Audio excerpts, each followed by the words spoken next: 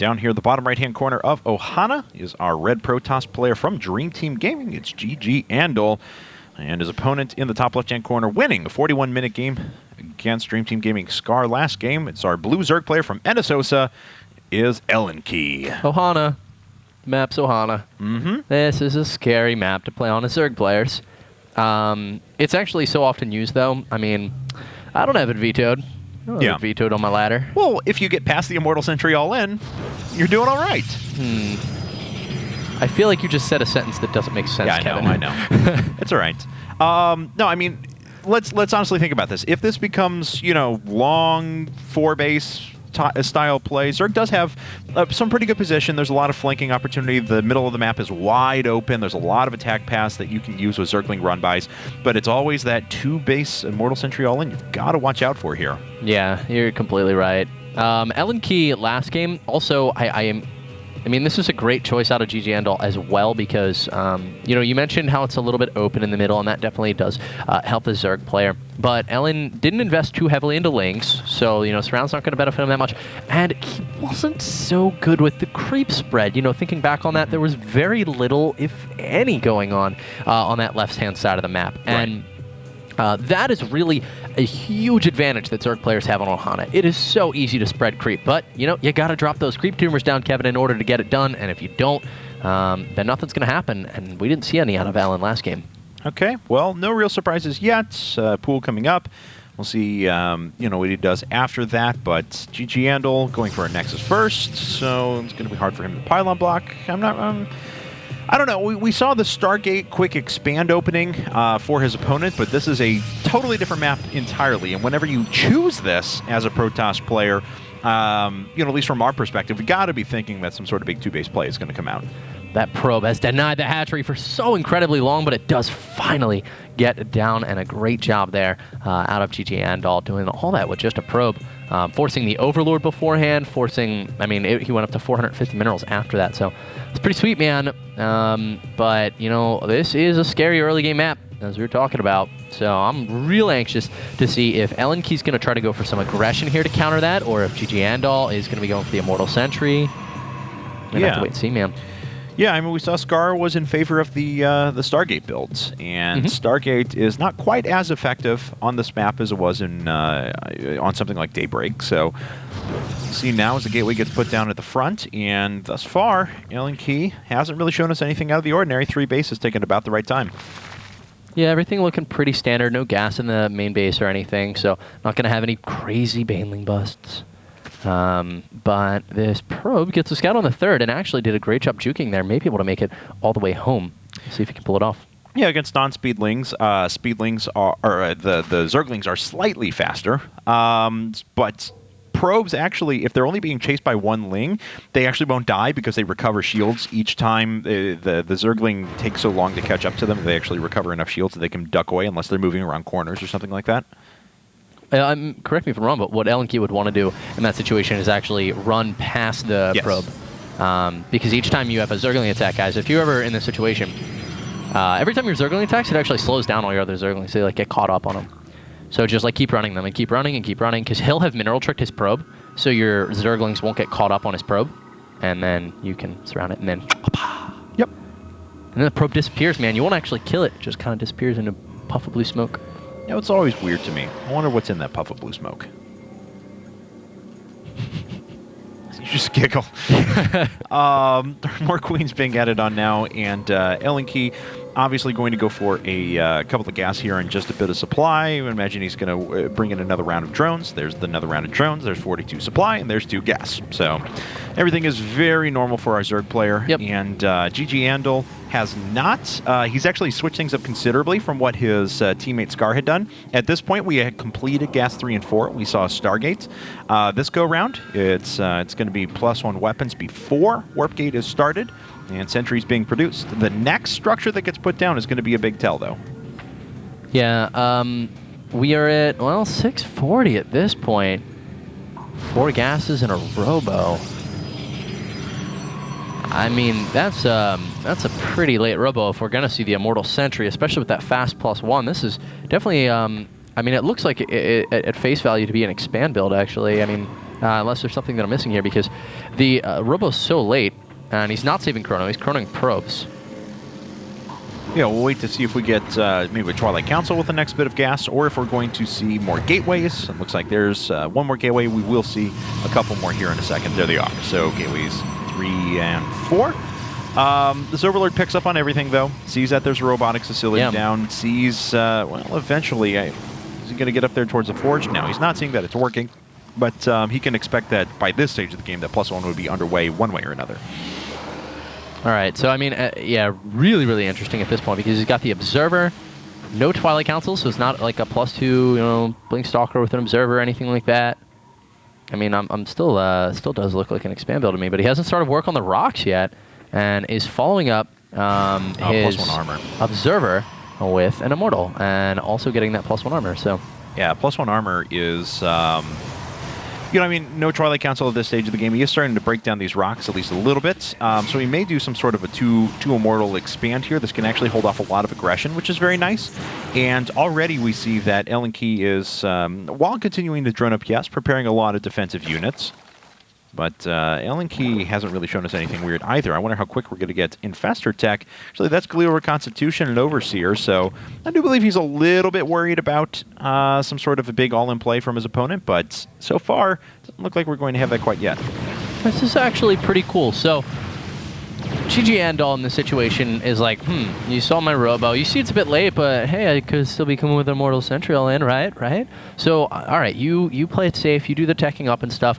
I will go for my, well, he is throwing on Gateway, but he should be expanding. So he's like, I'll just go for my expansion. I'll skip Twilight Council entirely. And that's the thing here. GG Andal is not dropping a Twilight Council. That's like really, really standard to drop that, because if you just go Robo and expand off Robo and 3 gateways, if they go Mutalisk, you are dead. You are dead, 100% out of the game. But in this situation, you know, GG Andal knows that Ellen Key's probably not going Muta, because Immortal Sentry's so popular on this map, and he would just die. All right, well, Infestation Pit is indeed the order of the day, and thus far, okay, there we go, finally. Took a while to drop down. I figured he would at least try to start that a while ago. He did have the units to be able to fight back this force of Zergling, so a little bit surprising. Probe thinking his lucky stars there, took 2 points of damage, and then nothing else afterwards. Just like, thanks, guys. Force field's being completely wasted there. For GG Andal. There's really nothing with this army, which is kind of a testament to like how safe we're seeing. I mean, GG Andal is playing this so safe, Kev.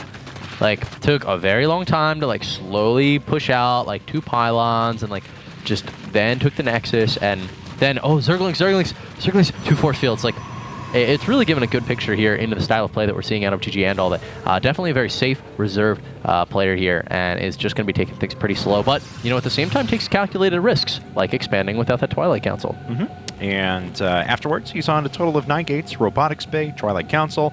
So everything's eventually going to hit for him the way he wants. But of course, he's allowing Ellen Key to start moving into that super late game too. 6 Infestors being dropped down, and that's actually 8 now. Those are going to be the first 8 on the field.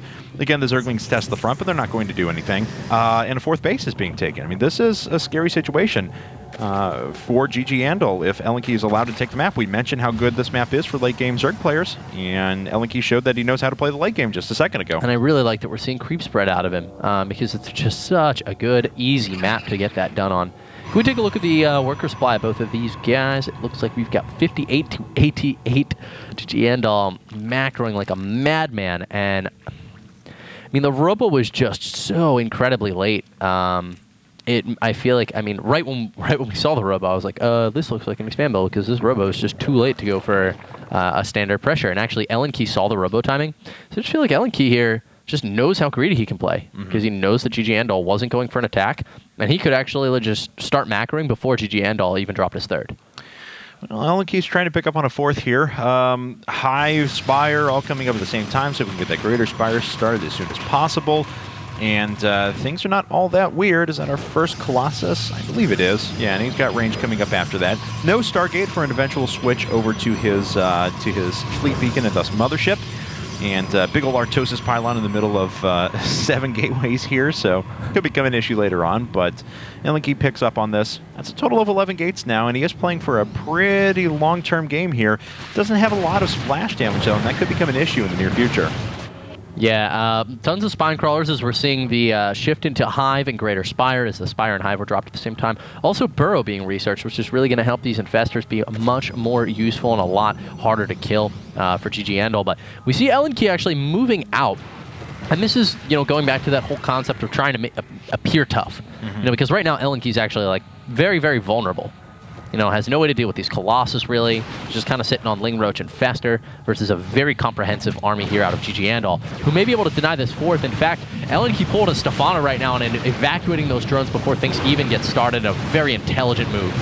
Yeah, I mean, this is a pretty good show of strength here. The hatchery's going to go down, and he can actually back up, and he's done his job. He can start to safely take another base of his own. He just has to play a little bit more defensive. He can't assault this position. There's too many spine crawlers that are available. But GG Andal did his job. He's done damage, and now he can make his way back. Now, of course, now it starts to get a little bit tricky for him, though, because his opponent, even though he doesn't have the best of economies, because of this hatchery falling, because he just turned a ton of workers into spine crawlers, he's down from 92 workers to 71. It's still going to be a little bit difficult because he has such a powerful army on the map. That is definitely the case. And with all of these spine crawlers, and I want to actually point out that the Observer was sitting right over these spine crawlers. So when GG Andal saw those go down, he was like, why would you be building 16 spine crawlers? You're obviously going for Broodlords. So I'm just going to attack your fourth, and you're going to have to back up. It was just a beautiful read out there from GG Andal, realizing that LNK was, beating his chest and wasn't actually really that tough. Love the fourth base here out of GG Andal, and LNK's going to be struggling to make broods here, although the Greater Spire is going to be complete, not going to have that much money. He is going to get a deny on this base here, which is nice. It's going to set that back by another 40 seconds or so. Please cancel. Thank you. And eventually all these are going to get pushed off, yes. But that's still annoying. It helps make up for the fact that this fourth base was taken out, and it's going to necessitate that another probe be dropped up at the front, along with 750 resources in photon cannons. That was the quickest math ever, Kevin. Put your abacus away. Thank you. Cheater. It's so good. That's what I do. GG Andal should have an Observer. He's making an Observer. Oh, goodness. Are we wrong? Let's see here. Go ahead. No, he doesn't do. Yeah. Okay, and this is going to be his third here, so he does have him with the army, but this is going to be annoying because those photon cannons have to wait to be warped in, so that essentially set this back by another 50 seconds. All the while, LNK is amassing a very large army. We saw this last time. Huge amounts of infestors, large quantities of broodlords to back that up. Fleet Beacon is only now being put down for GG Andal, and is going to have to wait for that to get done, and then he's going to have to wait the 160 seconds for a mothership to be put up. So yeah, but GG Andal does have complete map control right now. Yes. Unfortunately, just killed off that creep tumor, so that lets LNK know that he's moving into position here. Spine crawlers aren't done yet. LNK might try to force this engagement right now. Force field's going to cut off a lot of these infestors, and no, blinks out, dodges the fungal as the pellets fall to the ground.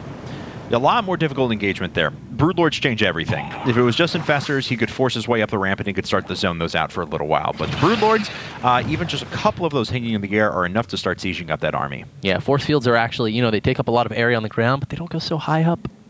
Don't go high enough, Kevin. Yeah. So, unfortunately, GG Andal is going to finally have lost map control, at least for the moment, pulling all the way back towards his fourth base. Link's going to come in here. And looks like they're just going to gun it for this Nexus. It has too high hit points, though, so bye-bye.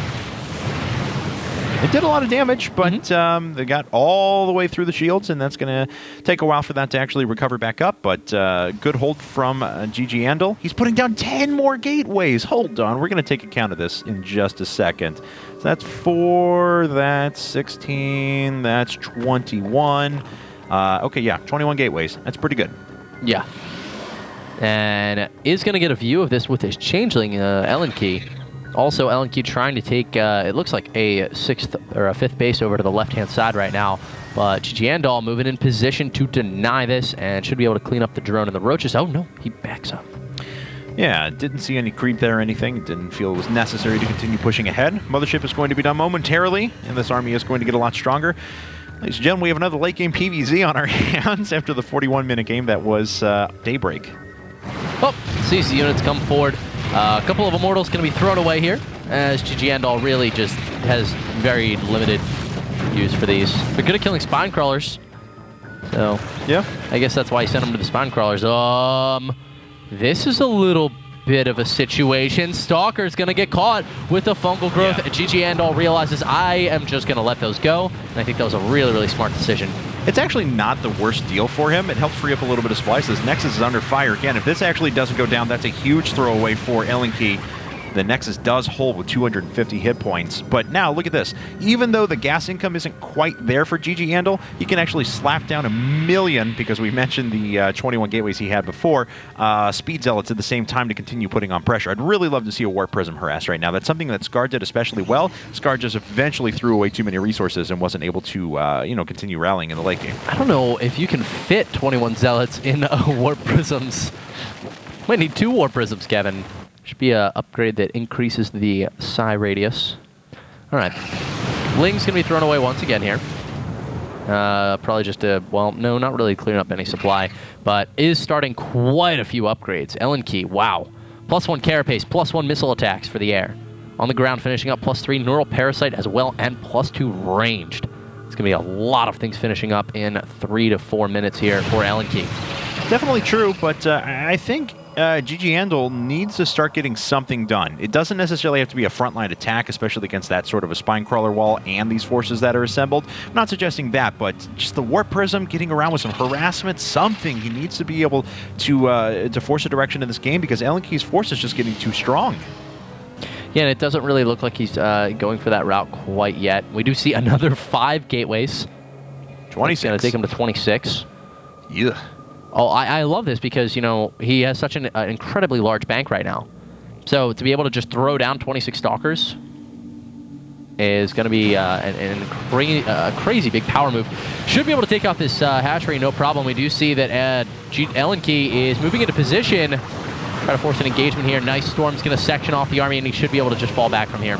Yeah, I mean, that was energy for energy, but that favored GG Andal there because there was a lot more energy off of these infestors. He's not pulling back, though. No, he's going to continue ahead. The first Vortex kind of whiffs, only a couple of units in there. Blink Stalkers moving to the left-hand side, trying to pick off these Broodlords one by one. A good fungal growth hits all of them, though, in the middle. They are starting to lose health pretty rapidly, and there's still so many Broodlords that are left over. Archon's dumping inside of the Vortex for now, but like we said before, my goodness. A few Broodlords are going to die, but that's not nearly enough. I actually really liked this play out of GG Andal, because this is a situation where the Protoss actually wanted to trade with the Zerg. A lot of times you're like, oh, I need to keep trading, I need to keep trading. GG Andal has 24 gateways. Now, he's not warping in anything, which is a big problem, but if he warps in, he can spend all of his money, dump it into Stalkers, and instantly be at 200 max. I don't understand why he's not right now. He's 24 warp gates, Kevin. He's warping in like 4 here and like 2 here and like 4. But I guess he feels like he's got enough to stave off this attack, so. I mean, he killed a base there, and he took out a few of the Broodlords, yes, but I agree with you. He needed to be able to trade and simply didn't do it. His gas income really isn't there. He needs to take this base off to the right-hand side. Look at this. 2 hatcheries being put down around the side. Actually, Nabs is with a neural parasite, but unfortunately, it didn't have enough energy for a Vortex, so it's not going to be all that good.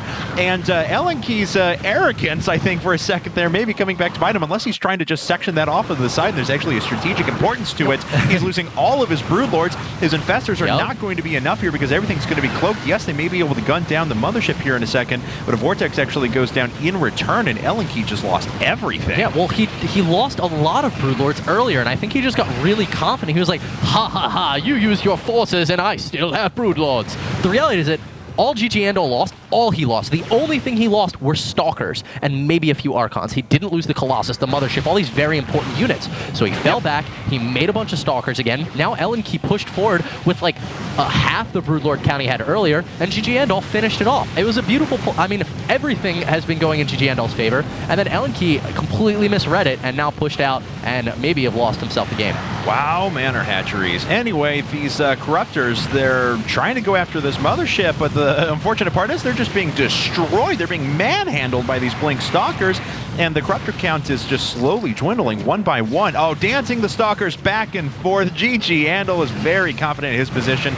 He is going to lose the Mothership as a result, but he's basically saying, I don't even need that, as the Colossi tear after this base on the right-hand side. That's going to be pretty much the rest of the economy. These Blink Stalkers will need to make their way back around to save them, and it looks like they will. There's GG. LNK goes down. Dream Team Gaming's GG Andal takes the game back for them. It's 2-1 in their favor. Kevin, that's something I want to see more and more often. GG Andal there, you know, you have this concept of that Zergs want to make trades with the Protoss. You know, you always hear about this. It's like, you know, if you're going like Roach Corruptor or something in the early game, you don't want to let the Protoss get to 6 Colossus. It's great if you can come in and yeah, you lose your Roaches, but you pick off 4 or 3 Colossi. And then you back out with whatever few units you have, but you kind of reset them. You know, you don't let the Protoss get to that death ball. Sure. And in this situation, GG Andal, he pushed out with his Stalkers, and he sacked a ton of his Stalkers, but he kept the valuable units alive, and he killed a lot of the Broodlords. He killed a ton of them, and I you don't see enough of that, and I really, really like it. What I do love right now, we're obviously testing out our new studio. I love the fact that we have a generic Windows screensaver behind us. Boom! Back to IPTL, ladies and gentlemen. There we go. Anyway, up next for NSHO is going to be their third player, former GSL Codes champion NSHO Jockji. Still one of my favorite Terran players to watch. I really enjoy. He's just always so aggressive. He's got such great micro. He hasn't found the success in individual leagues recently, but I hope he recovers it because he's a great young player, and I still think he's going to have a good career to come. We're going to go to a commercial break. When we get back, guys, it's going to be time for game number 4 between NSHO and Dream Team Gaming.